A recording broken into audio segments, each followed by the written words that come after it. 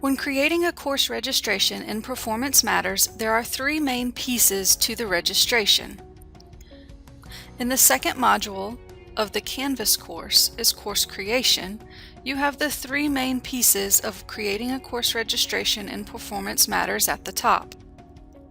This video clip focuses on creating the course shell to the course registration.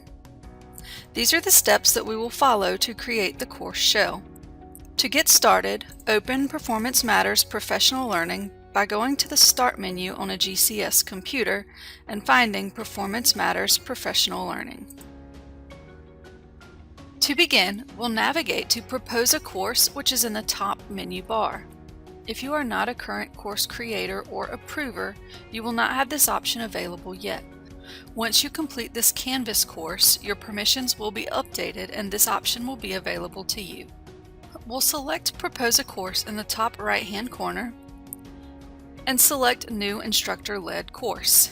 Even if you're instructing a course on Canvas, you are still the instructor and want to have managing capabilities with the course. Select New Instructor-Led Course.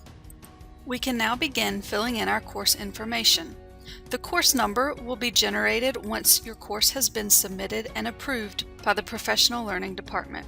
For the course title, be sure to follow the GCS naming prefixes, which can be located back in the Canvas course, in the second module, Course Creation, and the Naming Convention document. All school naming conventions and department naming conventions can be found within this document.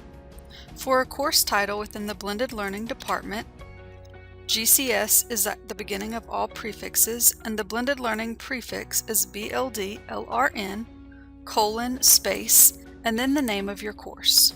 For the course description, you'll want to be very specific to what is provided in this course for participants.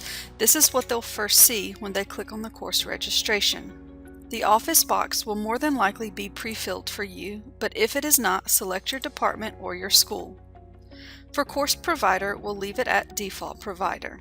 Next, you'll identify the type of credit and how much. For this specific course, we'll choose Digital Learning Competency. There is an extra step, however, if you are requesting Digital Learning Competency, which we'll learn more about later in this course. For this course, it's a full day opportunity, which would be 0.5 CEUs, which is 5 hours, but we enter 0 under credit hours because our system only reads CEUs, not hours. For the next part, course categories, if you selected academic subject above, then you'll want to identify the academic subject that you want the credits to go towards.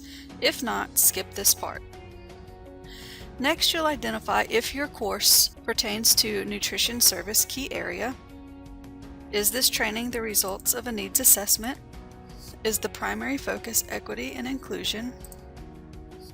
What priority is this according to the strategic plan? What follow-up and support will be provided, and be specific to your course?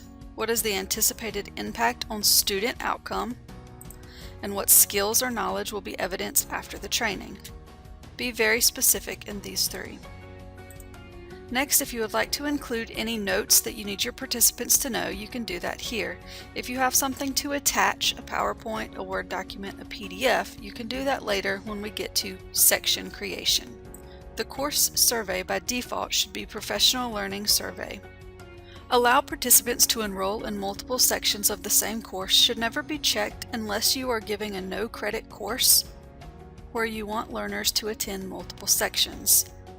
We'll discuss this later in the course, but sections will never tally up to create a larger number, so we don't want participants to be able to register in multiple sections of the same course. Next, select Create Instructor-Led Course. You've now completed the first part to creating an actual course. The next part we'll talk about is how to manage your course settings, and then we'll talk about how to create your sections.